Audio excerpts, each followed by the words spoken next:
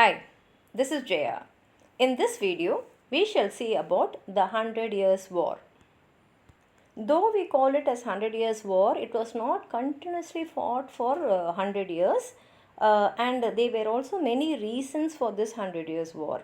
France and England were not in good terms, and one of the cause was Philip of France. He supported Scotland when England was actually fighting with Scotland.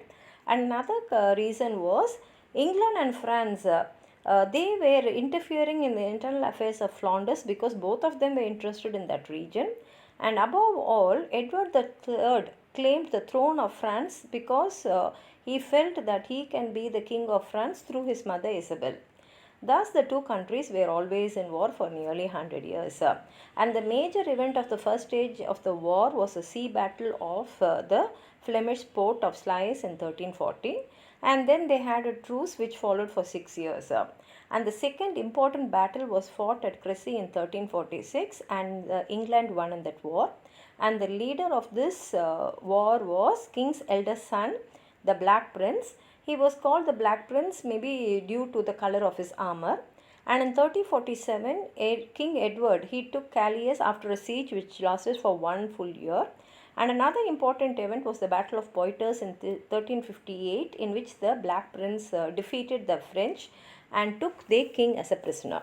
And the first stage of the war came to an end with the Treaty of Calais, according to which Edward said, okay, I will give up the claim from the French throne, but the English king can possess some important territories in France. At the same time, that hostility continued between them because only Calais and Bordeaux remained with English because of this continued hostility till the end of Edward's death. And the second part of the 100 Years' War was fought in the time of Henry V and Henry VI. Henry V, like Edward III, claimed the throne of France.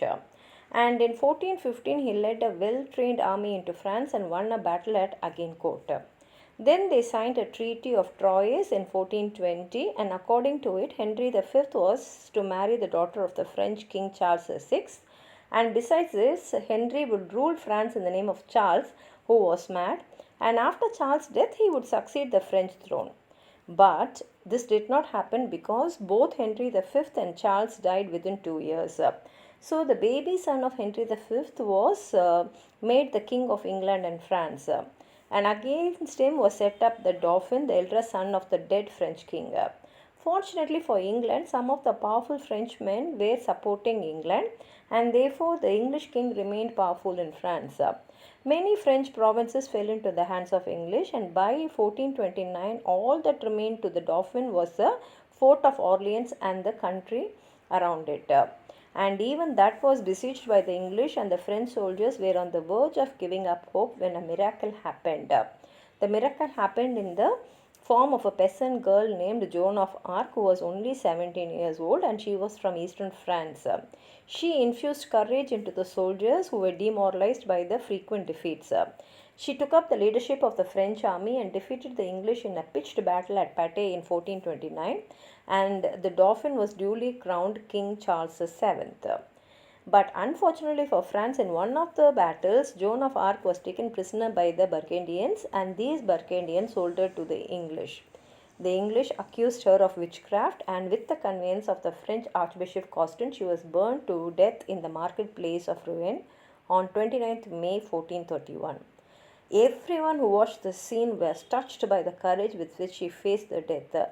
And while she was burning alive, one of the English soldiers present on the occasion said, "We have killed a saint." The English had burnt Joan of Arc alive, and that only they could do because they could not destroy the spirit of nationalism and patriotism which Joan of Arc had inspired in her countrymen. The French soldiers fought bravely for another 2 decades, and at last by 1453 the English lost all the territories in France except Calais. In a sense, Joan of Arc can be said as a creator of modern France, which from her time became passionately conscious of itself as one people, no longer a loose collection of feudal lordships. Black Death swept over the entire Europe and reached England in 1348, and nearly half the population of the country died in this plague. which was spread by a black variety of rats. Some villages were completely wiped out. It was said that cattle were roaming without the owners and crops were rotting in the field because there were no laborers to reap them. And large number of people died every day. And since very few priests were alive, Pope gave permission to laymen to minister the dying people. The Black Prince also died during the plague. And Richard the second son of the Black Prince, was a young child of 10 when he became the king. And the most famous event of his time was the Peasants' Revolt in 1381. People all over the country were unhappy due to the low wages and the high taxes they had to face. And for many years, people were waiting for an opportunity to give vent to their feelings. At last, the general discontent burst out in 1381 when Wat Tyler struck down a tax collector who insulted him and his family. Peasants from Kent, Sussex, and many other places converged at Smithfield under the leadership of Wat Tyler. The agitators involved in all kinds of violence, and there was no other way, so King Richard and the Mayor of London came to meet them and hear their grievances. But during the course of the alteration, the mayor drew his sword and killed Wat Tyler, and the mob became furious. But the king managed the situation beautifully by announcing publicly that thereafter he would be the leader. The people were impressed and went home peacefully. But later, when they approached him, he showed his real face by speaking very contemptuous to them, and he drove them away. John Wycliffe was a pious priest of this time, and in the early part of his life he was the head of a college at Oxford, but later he gave up that comfortable post and retired to a poor parish in Leicester.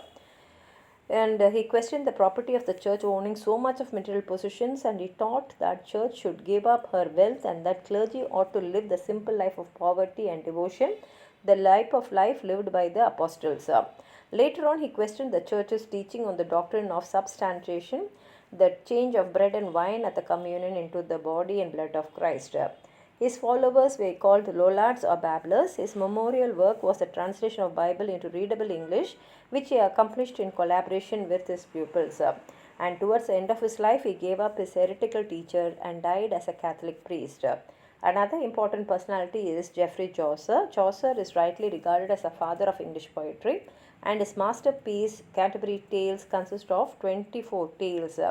And the importance of these 18,000 lines is that they present us a lively picture of the Middle English life in the medieval England.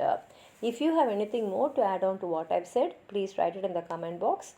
Hype the video, only then many people can see the video. Like the video, share it with your friends, and if you have not subscribed my channel, please subscribe and support. Thank you.